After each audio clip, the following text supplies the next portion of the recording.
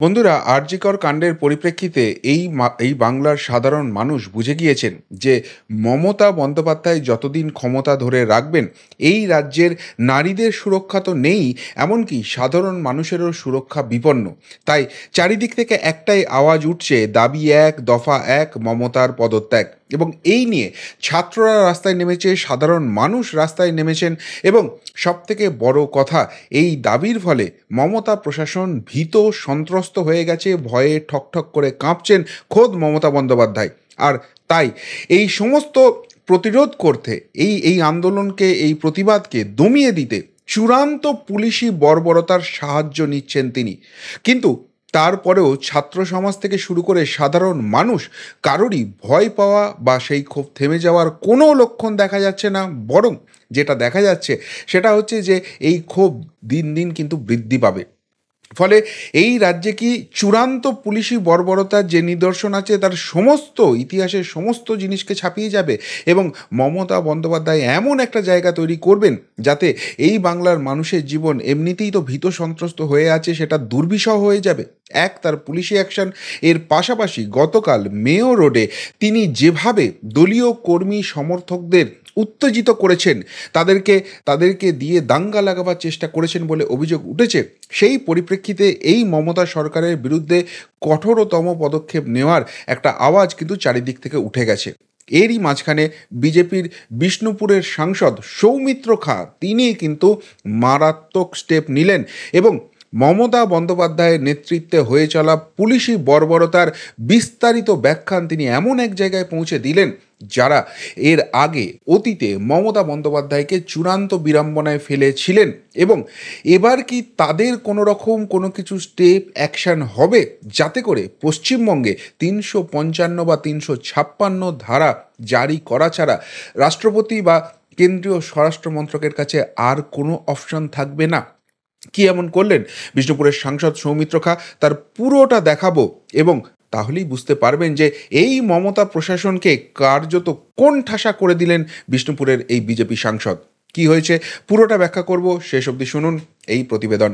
নমস্কার, প্রিয়বন্ধু মিডিয়ায় আপনাদের স্বাগত এবং আপনারা দেখছেন প্রিয়বন্ধু বাংলা, সত্যের সন্ধানে সর্বদা আমি শুদ্ধশীল।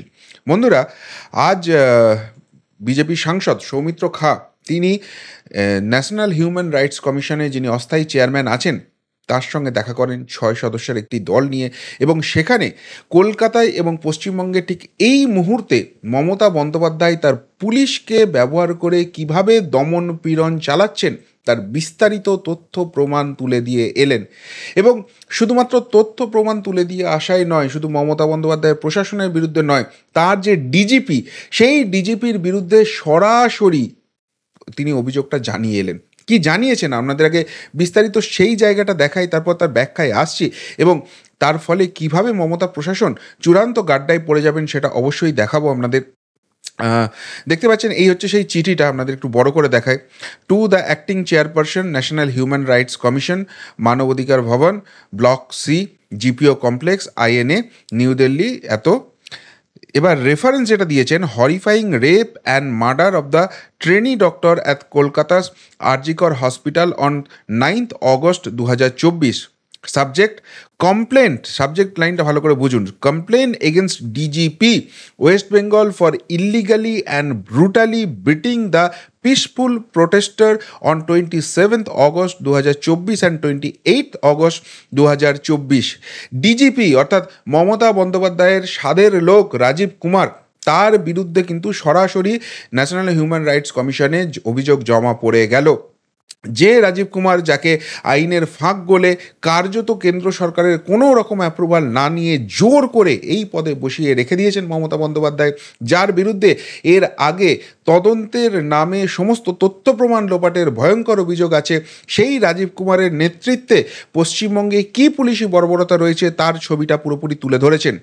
সেখানে সৌমিত্র খাঁদের যে অভিযোগ লেখা রয়েছে, respected ma'am, we undersign are respected members of civil society করে নিজেদের কেন তারা করছেন সেই জায়গাটা দিয়েছেন। এবার তিনি জায়গাটা বোঝানোর চেষ্টা করেছেন, the brutal rape and murder of A post graduate trainee doctor at a state run hospital in West Bengal have ignited widespread outrage across the nation. The horrifying incident has shocked the entire country, leading to an outpouring of condemnation and demand for justice. The said incident has exposed the West Bengal state government that women are not safe in a state where the chief minister is a woman. যে রাজ্যের মুখ্যমন্ত্রী একজন মহিলা, সেখানে মহিলারা যে সুরক্ষিত নয় সেটা এই আরজিকর কাণ্ড পরিস্ফুট করে দিয়েছে এবং সারা দেশ, সারা রাজ্য জুড়ে কিন্তু এর একটা আউটবাস চলছে। Different student organization had given a call for a Namanna Obhijan rally marching to the West Bengal State Secretariat on 27th August 2024 to peacefully protest the Arjikar incident. Everyone was walking peacefully while holding the national flag in their hand and had no political affiliation. কোনো রাজনৈতিক মদত ছাড়া জাতীয় পতাকা নিয়ে শান্তিপূর্ণ protest করছিল 27 তারিখ ছাত্র সংগঠন। Despite that, the police officials following their political master's instruction started lathi charge on peaceful student protesters mercilessly.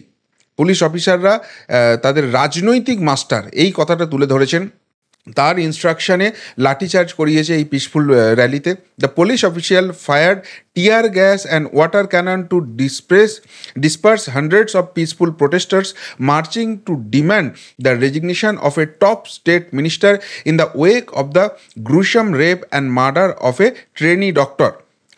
In response to the brutality of police officials, the Bharatiya Janata Party called a bandh on 28th August 2024.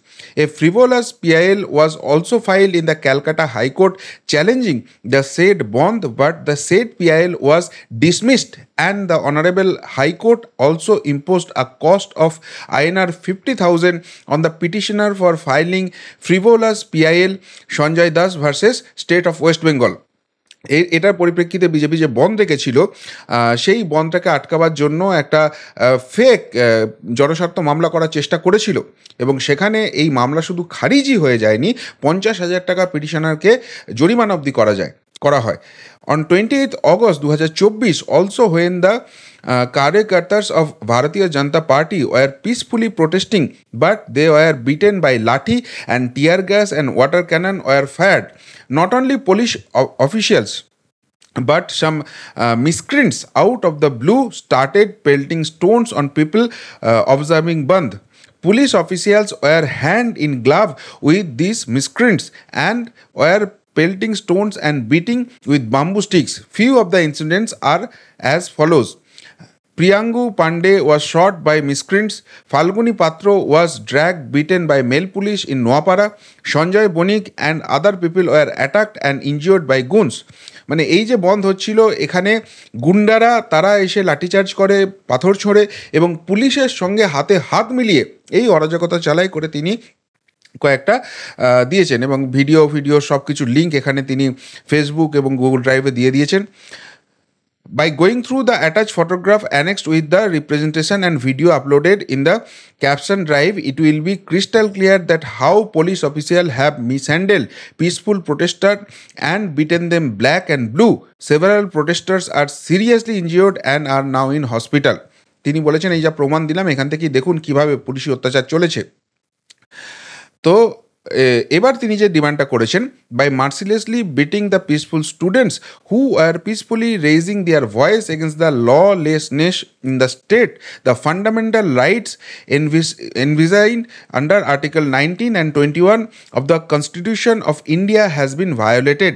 The protesters were tortured and beaten mercilessly without any reason whatsoever, which prima facie is a violation of freedom to assemble and right to peacefully protest.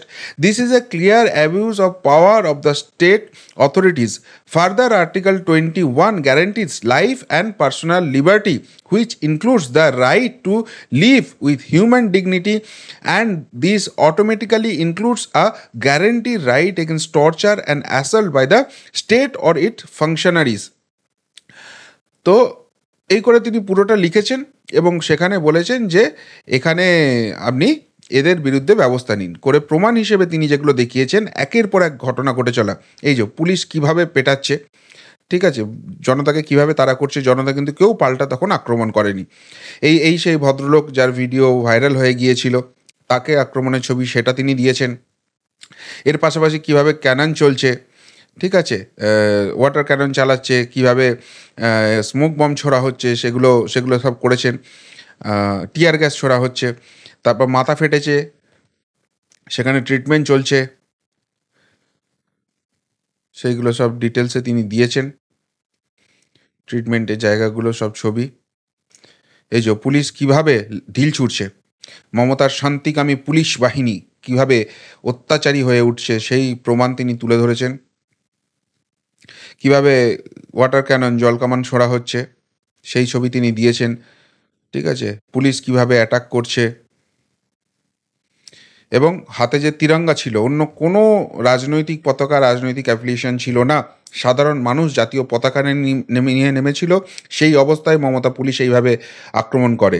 এই যে কাঁদানে gas ছোড়া হচ্ছে সেই ছবি, এই করে তিনি বিস্তারিতভাবে জানিয়েছেন। এবং সেই জায়গা থেকে এটা যে মমতা পুলিশের ডিজিপির নেতৃত্বেই এই অসাধারণ কাণ্ডটি পশ্চিমবঙ্গে ঘটেছে, যেখানে সাধারণ মানুষ থেকে শুরু করে ছাত্র সমাজ কেউ পিসফুলি কোনো রকম কোনো প্রতিবাদ করতে পারবে না, এবং যেটা আমাদের সংবিধান স্বীকৃত জায়গা রয়েছে, সেই সংবিধান স্বীকৃত জায়গা থেকে যে কারোর বিরুদ্ধে প্রতিবাদ জানানো, কোনো প্রতিবাদী মিছিলে হাঁটা, সেই জায়গাটা স্তব্ধ করে দিতে চাইছেন। এবং সবথেকে বড় কথা, হাতে জাতীয় পতাকা নিয়ে কোনো রাজনৈতিক দলের অনুগত হয়ে নয়, সাধারণ মানুষ হিসেবে যখনই এই নবান্ন অভিযান করা হয়েছে, বন্ধ রাখা হয়েছে, সেখানে পুলিশের এই বর্বরচিত আচরণ শুধু তাই নয়, সেই পুলিশের সঙ্গে গুন্ডারা মিশে যাচ্ছে এবং মিশে গিয়ে প্রাণঘাতী হামলা করছে, সাধারণ মানুষের জীবন বিপন্ন করছে। এই করে তিনি বিস্তারিত রিপোর্ট তিনি কিন্তু হিউম্যান রাইটস কমিশনে জমা করে দিয়ে এসছেন। এবার এটাতে কেন মমতা প্রশাসন বিপদে পড়ে গেল বলে মনে করা হচ্ছে? দেখুন, এর আগেই এই সমস্ত কিছু নিয়ে স্বরাষ্ট্রমন্ত্রকে অভিযোগ হয়েছে, রাষ্ট্রপতির কাছে অভিযোগ হয়েছে, এবং সেখানে কিন্তু রাষ্ট্রপতি অলরেডি বিবৃতি দিয়ে জানিয়ে দিয়েছেন যে পশ্চিমবঙ্গে যে ঘটনা ঘটছে তার কড়া ব্যবস্থা হওয়া উচিত। বিজেপির যারা মন্ত্রী রয়েছেন, কেন্দ্রীয় মন্ত্রী রয়েছেন, তারা প্রতিক্রিয়া জানিয়েছেন। মমতা বন্দ্যোপাধ্যায় যেভাবে করছেন, সেখানে রাষ্ট্রপতি শাসন জারি করা ছাড়া উপায় নেই। আজকে কিন্তু দিল্লিতে এফআইআর হয়ে গেছে মমতা বন্দ্যোপাধ্যায়ের নামে, একজন আইনজীবী, যেটা আপনাদের জানিয়েছি। এবং তিনি যে ধারাগুলো দিয়েছেন, সেখানে ভারতকে ভাঙার চেষ্টা, ভারতের অখণ্ডতা ভঙ্গ করার চেষ্টা, দাঙ্গা লাগানোর চেষ্টা, এবং ফেক নিউজ ছড়িয়ে মানুষের মধ্যে একটা কনফিউশন স্টেট তৈরি করে তাদেরকে দাঙ্গায় প্রভাবিত করা, এই সব ভয়ঙ্কর অভিযোগগুলো হয়েছে। তার মাঝখানেই কিন্তু এই ন্যাশনাল হিউম্যান রাইটস কমিশন, এনএইচআরসিতে কিন্তু সৌমিত্র খাঁ এই রিপোর্টটা জমা করে এলেন। এবার এটা কেন মারাত্মক হচ্ছে, তার কারণ হচ্ছে ভোট পরবর্তী হিংসার সময় এই ন্যাশনাল হিউম্যান রাইটস কমিশন তাদের টিমকে কিন্তু আদালত নিযুক্ত করেছিল যে পশ্চিমবঙ্গের কী ব্যাপার রয়েছে, আপনারা খোঁজ খবর নিয়ে দেখুন। এবং সেখানে তারা রিপোর্টটা শুরুই করেছিলেন এই ভাষাতে যে পশ্চিমবঙ্গে কোনো আইনের শাসন নেই, এখানে শাসকের আইন রয়েছে, এবং শাসক দলের শীর্ষস্তরের মন্ত্রী এবং নেতা তারা যে আদতে গুন্ডা, সেই দীর্ঘ তালিকা কিন্তু এই ন্যাশনাল হিউম্যান রাইটস কমিশন কোর্টের সামনে জমা দিয়েছিল। এখন সেই পরিপ্রেক্ষিতে এই গুন্ডাদের বিরুদ্ধে কোনো ব্যবস্থা না নেওয়ায় এবং মমতা ব্যানার্জির অনুপ্রেরণায় তারা খুল্লা বাইরে ঘুরে বেড়ানোর জন্য পশ্চিমবঙ্গে বর্তমানে এই অরাজকতার জায়গা তৈরি হচ্ছে। এবং সেখানে পুলিশি সিস্টেমটাও এবার ক্রমশ ভেঙে পড়েছে, যেখানে গুন্ডারা মিশে গিয়ে সাধারণ শান্তিকামী প্রতিবাদীদের উপর এই ধরনের বর্বরচিত অত্যাচার করছে। এইটার জন্য এবার আবেদন করা হয়েছে যে আপনারা তদন্ত করে দেখুন।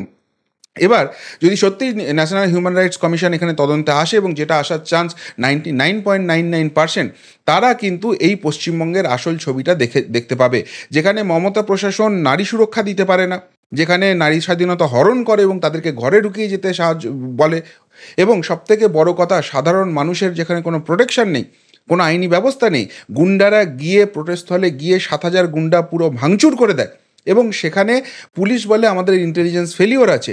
অথচ শান্তিকামী মানুষ যারা শান্তিপূর্ণভাবে জাতীয় পতাকা নিয়ে প্রতিবাদ করে, তাদের উপর এমন বর্বরচিত অত্যাচার করে, তারা আহত হয়, তাদেরকে ফলস কেসে জেলে ঢুকিয়ে রাখা হচ্ছে। এই যে অভিযোগগুলো হচ্ছে, পুরো সিস্টেমটা, অ্যাডমিনিস্ট্রেশনটা মমতা বন্দ্যোপাধ্যায়ের নেতৃত্বে ভেঙে পড়েছে, এই ভয়ঙ্কর অভিযোগ কিন্তু জমা পড়ল। এবার এটাতে যখন ন্যাশনাল হিউম্যান রাইটস কমিশন ঢুকবে এবং এটার সঙ্গেই সহমত হবে, তখন কিন্তু আর কিছু করার থাকবে কি? এই রিপোর্ট যদি স্বরাষ্ট্রমন্ত্রকে যায়, এর আগেও রিপোর্ট গেছে, রাষ্ট্রপতির কাছে যায়, আগেও রিপোর্ট গেছে, এখনও যাচ্ছে। অর্থাৎ সিচুয়েশান মমতা বন্দ্যোপাধ্যায়ের নেতৃত্বের দিন দিন ডেটোরিয়েট করছে এবং পশ্চিমবঙ্গের মানুষ চূড়ান্ত বিপদে আছে। সুতরাং কেন্দ্রকে হস্তক্ষেপ করতেই হবে, এই সাজেশান কিন্তু জমা পড়ে যেতে পারে। সবথেকে বড় কথা, যারা অপরাধী বা সম্ভাব্য অপরাধী বলে চিহ্নিত, তাদেরকে জোর করে কোনো রকম কেন্দ্রীয় অ্যাফিলিয়েশন না নিয়ে কেন্দ্রকে এড়িয়ে গিয়ে এই পদে বসানো হচ্ছে এবং তারা শুধুমাত্র মমতা বন্দ্যোপাধ্যায়কে বাঁচাতে গিয়ে পশ্চিমবঙ্গের সাধারণ মানুষের জীবন শেষ করে দিচ্ছে। এই যে ভয়ঙ্কর জায়গাটা, এই জায়গা থেকে মমতা বন্দ্যোপাধ্যায় প্রশাসনের কি আর কোনো বাঁচার জায়গা রয়েছে? ফলে স্বরাষ্ট্রমন্ত্রক, রাষ্ট্রপতি যে যে জায়গায় যা যা হওয়ার ছিল সেগুলো তো হয়েই গেছে। শেষ ধাপ হিসেবে মানবাধিকার কমিশন বাকি ছিল, সেইখানেও কিন্তু সৌমিত্র খাঁ পৌঁছে গেলেন এবং ডিটেল তথ্য প্রমাণ দিয়ে এলেন।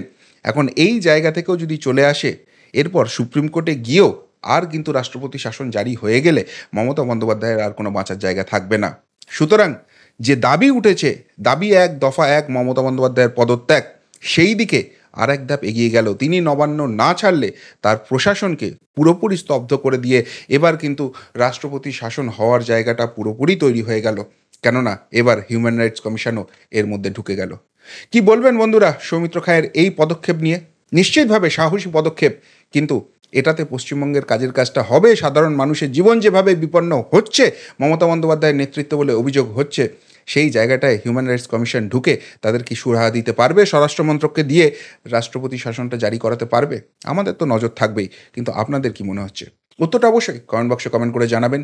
এখনকার মতো এখানেই শেষ করলাম, ফেরত আসছি নতুন প্রতিবেদন নিয়ে খুব তাড়াতাড়ি।